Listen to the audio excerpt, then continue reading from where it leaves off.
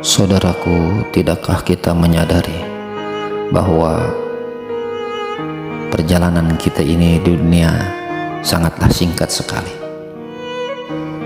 dan sudah merupakan satu kepastian bahwa setiap kita akan saling berganti, dipanggil oleh Allah Subhanahu wa Ta'ala, dan kelak akan mendatangi satu tempat persinggahan, yakni yang dinamakan kuburnya Allah Subhanahu wa Ta'ala. Maka saudaraku, sejauh mana kita mengenal kubur? Kubur adalah rumah kecil yang ukurannya paling luas, 2 kali 1 meter. Rumah kecil yang tidak pakai pintu dan jendela. Rumah yang lantainya tanah dan dindingnya pun tanah. Saudaraku, kita hanya boleh membawa kain kafan beberapa meter saja. Kita akan dibaringkan di tanah, bukan di atas permadani yang kita injak-injak seperti bagaimana sekarang ini di dunia.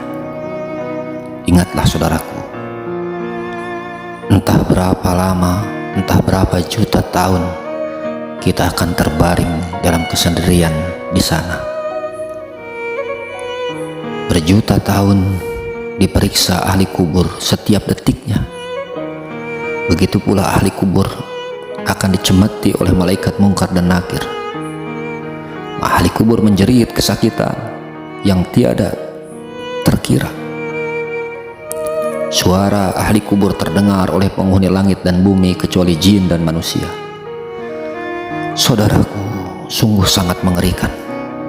Berabad-abad lamanya kita menderita dalam kesendirian.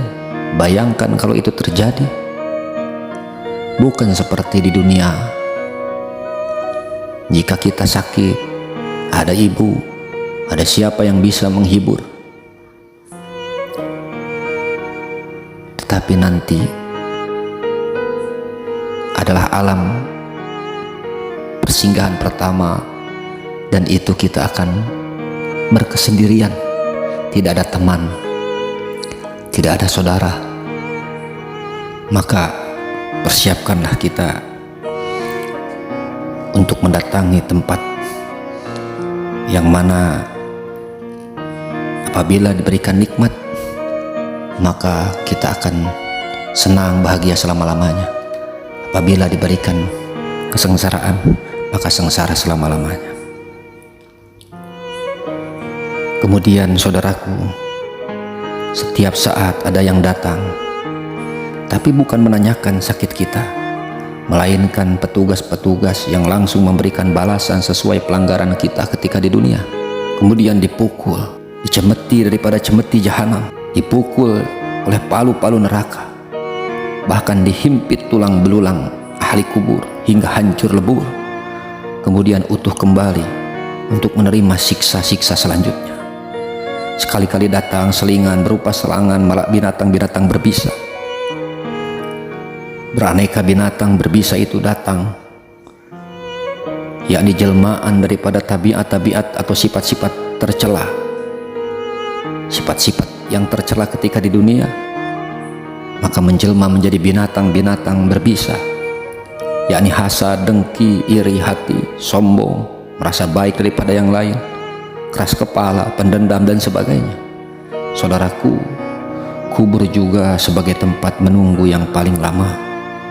Bukan menunggu kebebasan dan pengampunan, melainkan menunggu hari yang lebih mengerikan lagi, yakni hari dibangkitkannya semua manusia kelak di padang mahsyarnya Allah Subhanahu wa Ta'ala. Ingat saudara, bukan setahun ahli kubur ini disiksa dalam kubur, bukan 10 tahun ahli kubur ini dicambuk, bukan 100 tahun ahli kubur ini dicemeti, bukan pula 1000 tahun ahli kubur ini menderita. Sungguh kita semua tidak tahu entah berapa juta tahun orang menderita dalam kesendiriannya, menerima siksa yang tidak pernah mengenal istirahat. Kalau di rumah kita, mungkin kita menjerit, yakni ada saudara kita yang menghubungi kita. Kalau di rumah kita, mungkin kita meraung-raung, ada ibu kita yang menunggu kita. Kalau di kamar kita, kita mungkin menjerit, ada ayah kita dan sebagainya. Tapi kalau dikubur kelak, saudaraku, kita sendirian menjerit meraung-raung, tidak ada satupun yang peduli kepada kita. Keadaan ini terus bersambung dan bersambung sampai datang hari yang dijanjikan oleh Allah SWT, hari kebangkitan seluruh manusia.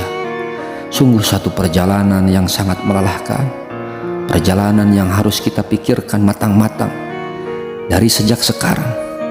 Perjalanan yang sepatutnya tidak boleh dilupakan oleh orang sedetik pun sekarang ini. Perjalanan panjang yang sangat mengerikan, perjalanan panjang yang penuh dengan teriakan-teriakan, jeritan-jeritan, raungan-raungan yang memilukan, tapi tidak dipedulikan. Perjalanan yang penuh resiko dalam kesendirian, perjalanan yang tidak dibatasi oleh ruang dan waktu. Bukan perjalanan sejuta kilometer, bukan hidup sejuta abad, melainkan perjalanan abadi yang tidak berkesudahan, di dalam kesenangan yang sempurna atau dalam siksa yang tiada tertangguhkan, saudara. Alangkah sengsaranya dan betapa menyesal kalau abadi dalam penderitaan, yakni menderita dalam jahanamnya Allah Subhanahu wa Ta'ala. Maka saudaraku, biarlah kita menderita sekarang ini, menderita sementara. Biarlah kita melawan hawa nafsu sekarang ini, melawan hawa nafsu sementara. Biarlah kita bersusah payah hari ini, susah payah yang sementara, untuk menggapai ridha Allah dan bahagia selama-lamanya kelak di akhiratnya Allah Subhanahu wa Ta'ala.